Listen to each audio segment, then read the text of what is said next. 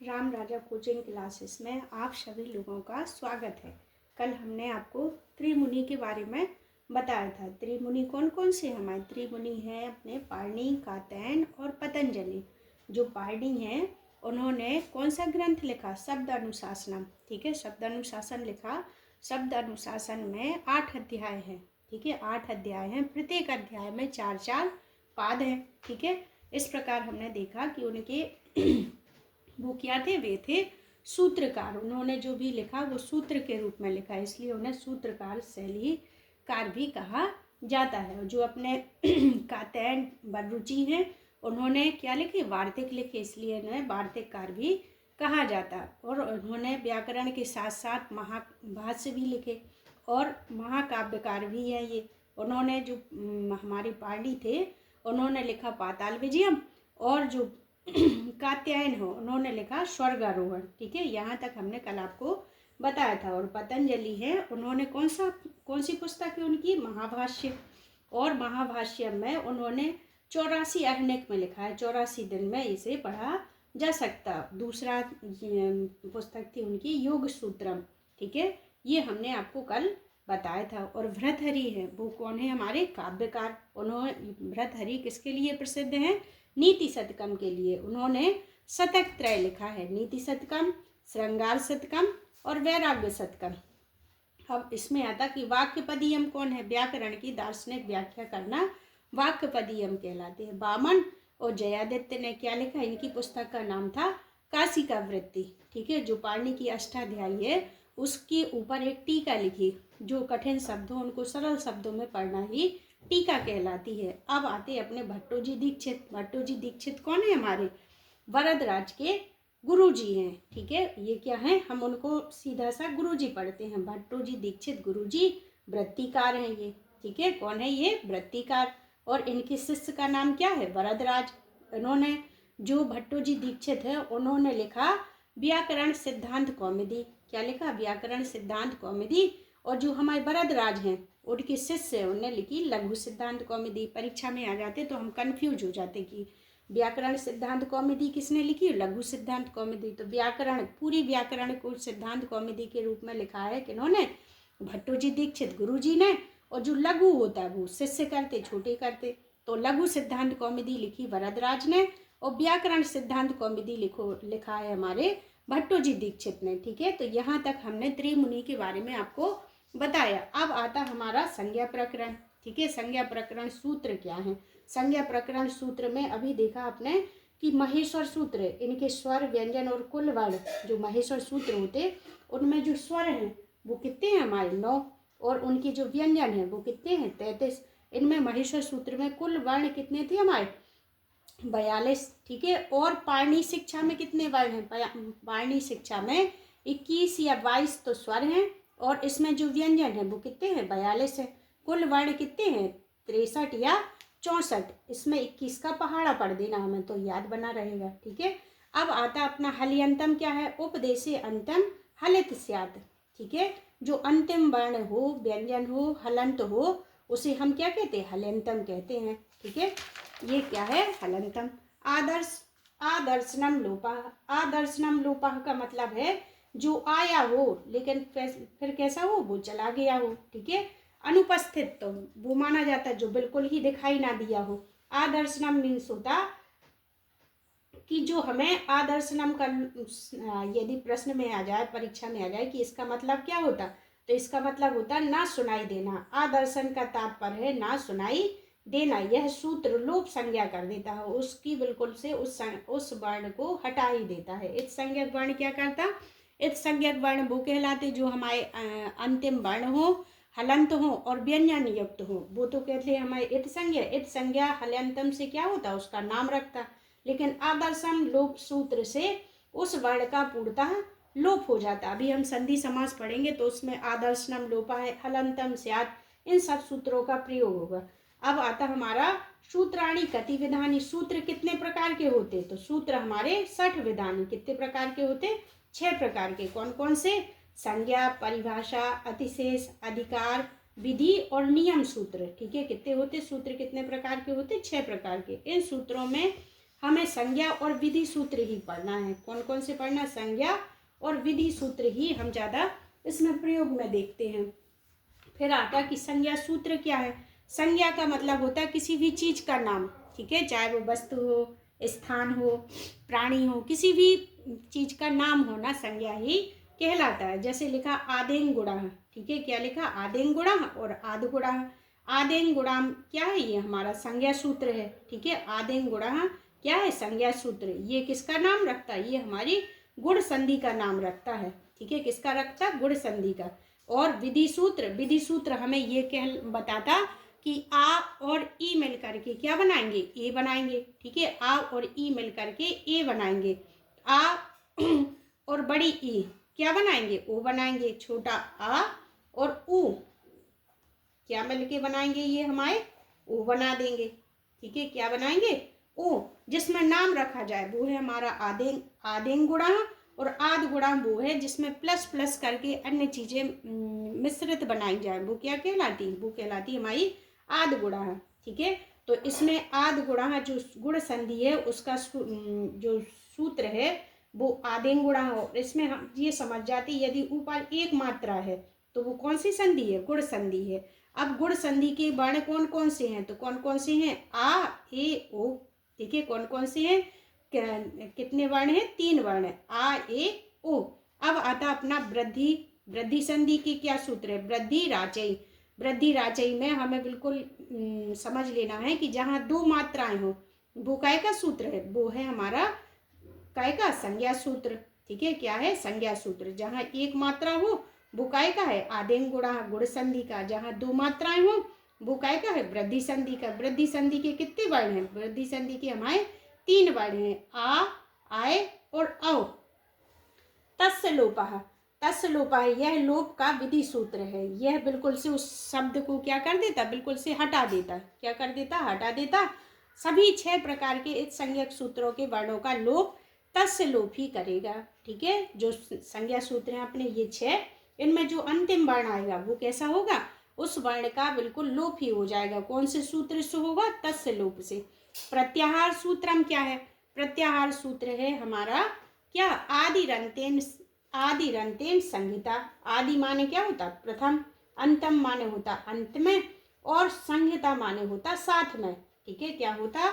आदि, आदि माने प्रथम और अंतेन माने अंत में, संहिता माने होता साथ में। जैसे लिखा हमने अयूढ़, ठीक है। क्या लिखा? पहला सूत्र है हमारा महेश्वर सूत्र का अयूढ़। अयूढ़ में पहला सूत्र आदि कौन सा है? आ, और अंतिम वर्ण है हमारा रा। आ और आ को मिलकर के कौन सा प्रत्याहार बना? प्रथम प्रत्याहार अण प्रत्याहार है, ठीक है। इसमें क्या है? आदि रंतेन संहिता। प्रथम और अंतिम वर्ण को लेना है, जो साथ में मिल जाए वो क्या है? प्रत्याहार है। आदि रंतेन संहिता। अब आता महेश्वर सूत्र से किम प्रयोजनम। महेश्वर सूत्र का क्या प्रयोजन है? मुख्य प्रयोजन क्या है? तो प्रत्याहार निर्माणम, ठीक है। प्रत्याहार का निर्माण करना ही महेश्वर सूत्र का मुख्य प्रयोजन है। प्रत्याहार से कतिविधा। प्रत्याहार कितने प्रकार के होते? तो कितने होते? अपने होते 42। द्वि चत्वारिंशत्। हमने बताया था कि संस्कृत की जो गिनती होती वो हम पीछे से लेते हैं, ठीक है। द्वि चत्वारिंशत्। हलो अंतरा संयोग। हलो अंतरा संयोग सूत्र का मतलब है हल माने हल, हल माने होता व्यंजन, और अंतरा माने जिसमें बिल्कुल भी अंतर ना हो, व्यंजन व्यंजन में कोई अंतर ना हो, वो क्या कहलाते? हमारे संयोग सूत्र कहलाते। हलो अंतरा संयोग, वहां पर संयोग होगा। जैसे स्वर संधि है, स्वर संधि में क्या होता? आ और आ से मिलकर के बड़ा आ मिलता है, ठीक है। आ से ई से ई, ऊ से ऊ, इसमें स्वर स्वर से ही मिलेंगे तो वो क्या कहलाती है? हमारी स्वर संधि। व्यंजन संधि में क्या होगा? प्रथम वर्ण व्यंजन होगा और अंतिम वर्ण स्वर होगा, तो ये व्यंजन संधि कहलाएगी। इसी प्रकार जो विसर्ग संधि रहती, विसर्ग संधि में पहले कैसा होगा? विसर्ग और अंतिम वर्ण स्वर या व्यंजन हो सकता है, तो वो कौन सी होगी? विसर्ग संधि। लेकिन जो अपना संयोग होगा, संयोग में क्या होगा कि व्यंजन व्यंजन के साथ ही मिलेगा, तभी ये संयोग कहलाएगा। यदि इसके बीच में स्वर आ गया तो कैसा होगा? इसके बीच में स्वर आ ही नहीं सकता। यदि स्वर आ गए बीच में तो ये कैसा होगा? संयोग नहीं होगा। संयोग संज्ञा कुत्र अस्ति। अतः कि संयोग संज्ञा किसमें पाई जाती? जैसे महेश लिखा, माहेश्वर सूत्र लिखा, महादेव लिखा, महेश लिखा।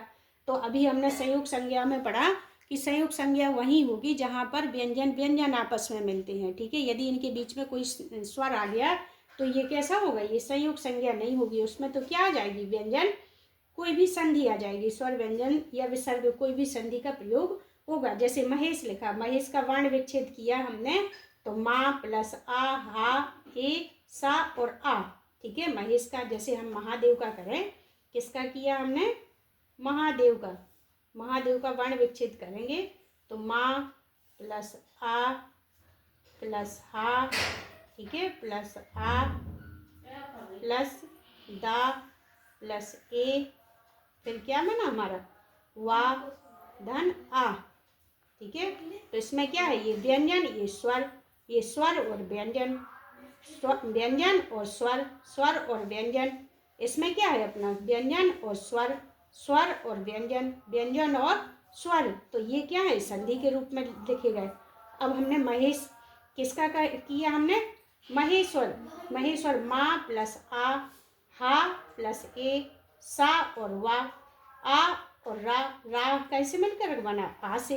तो इसमें देखा हमने, इसमें क्या है, व्यंजन और स्वर, स्वर और व्यंजन, व्यंजन और स्वर और व्यंजन और व्यंजन। देखो यहाँ पर क्या है, ये व्यंजन और व्यंजन आपस में मिले, इसलिए इसमें क्या हो रहा, संयोग हो रहा, ठीक है। अब आता कि जैसे हम पहचानेंगे कैसे, परीक्षा में इतने सारे क्वेश्चन आते, नहीं दिमाग चलता, तो वहाँ पर हमें देखना है कि कहीं पे भी आधा अक्षर हो या रेफ हो, तो वहाँ पर क्या पाया जाएगा, जहाँ पर रेफ या अथवा आधा अक्षर आए वहाँ संयोग संज्ञा होती है, इससे हम पहचान लेंगे। अब आता हमारा संधि क्या है, संधि का सूत्र क्या है, परः सन्निकर्षः संहिता, ठीक है, परः सन्निकर्षः संहिता। तो संधि की ये परिभाषा है, जो आपस में परस्पर मिले उसे ही हम संधि कहते हैं। ये सूत्र के रूप में लिखा, इसलिए किसने लिखा, ये पाणिनि ने। अब आता कि परीक्षा में संहिता या संहिता कौन सा शब्द सही है, तो जिसमें बिंदी हो, जैसे संधि में हम बिंदी लगा के लिखते कि नहीं, संधि और संहिता, तो संहिता हमारा क्या होगा, संहिता ही होगा, ठीक है। बिंदी से बिंदी मिला देना, इससे हमें याद बना रहेगा। अब उदात्त क्या कहलाते, उच्च ही उदात्त है, ठीक है, जो जोर से बोले जाए वो क्या कहलाते, हमारे उदात्त कहलाते। तल्व देशु भागेशु ऊर्ध्व भागेशु उच्च माणस निष्पन्नो अच उदात्त संज्ञा स्यात्, ठीक है। इसमें हमें क्या याद रखना कि जहाँ ऊर्ध्व भागेशु, ठीक है, पूरे अपना ये परिभाषा आ जाए, लेकिन उसमें हमें ये देख लेना कि ऊर्ध्व भागेशु जहाँ लिखा हो वो क्या है, हमारा उदात्त है, ठीक है। और अनुदात्त, नीचे अनुदात्त है, जो धीरे से बोले जाए वो क्या है, हमारे अनुदात्त है। तल्लो देशु भागेशु अधोभागेशु निष्पन्नो अच अनुदात्त संज्ञा स्यात्, जहाँ अधोभाग लिखा हो वो क्या है, हमारा अनुदात्त, जहाँ ऊर्ध्वभाग लिखा हो वो क्या है, हमारा उदात्त, ठीक है। उदात्त और अनुदात्त समझ में आ गया, जो जोर से बोले जाए वो उदात्त और जो धीरे से बोले जाए वो क्या है, अनुदात्त। अब स्वरित आते, समाहार स्वरिता है, ठीक है, जो बराबर भाग में बोले जाए, जहाँ पर उदात्त और अनुदात्त का बराबर भागों में प्रयोग किया जाए वो क्या कहलाते हैं, हमारे स्वरित कहलाते हैं। उदात्त अनुदात्ते समाह्यते यस्मिन् सु अच स्वरित संज्ञा स्यात्, ठीक है।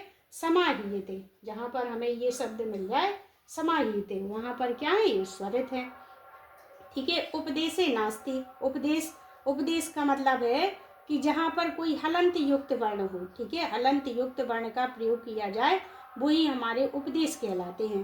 कि इसमें लिखा धातु पाठ, जैसे धातु पाठ पढ़ते हैं हम, पठ धातु है, ठीक है, पच धातु है, कोई भी धातु ले लें तो उसमें जो अंतिम वर्ण होता है वो कैसा होता है, हलंत युक्त होता है, तो धातु पाठ या गढ़ पाठ कैसे है, उपदेश है।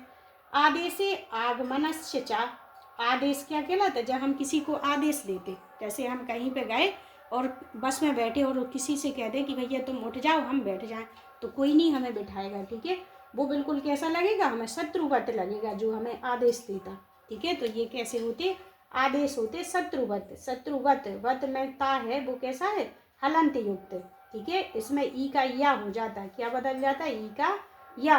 और जो आगमन आगम होता वो कैसे होते, मित्रवत, जब कोई अपना प्रिय साथी आता तो अपन उसको बड़े अच्छे से बैठाते, ठीक है, जैसे लिखा वृक्ष धन छाया, तो इसमें क्या आ गया, वृक्ष छाया, इसको हम बीच में बैठाते हैं।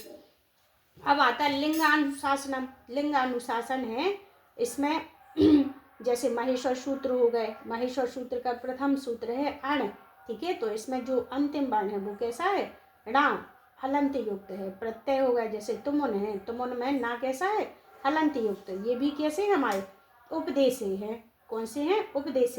अब आता कि सभी हैं, इसमें नास्ति नहीं, सभी कैसे हैं, ये उपदेश हैं, ठीक है, कैसे हैं, उपदेश हैं, सभी उपदेश हैं। अब आता तुल्यस्य प्रथम सवर्णम, तुल्यस्य वर्ण प्रथम सवर्ण कौन कहलाते, तुल्यस्य प्रथम सवर्ण वो कहलाते जिनके उच्चारण स्थान और अभ्यंतर प्रत्यय कैसे हो, समान हो, ठीक है। तो वो कैसे कहलाते, अपने तुल्यस्य प्रथम सवर्ण कहलाते हैं। जैसे अपना री और ली हो गया, ठीक है। तो ये हमने कौन से पढ़े, संज्ञा सूत्र पढ़े। अब कल आगे की चर्चा होगी, आपको इसको देखना है और आगे भी बढ़ाना है। नमस्कार।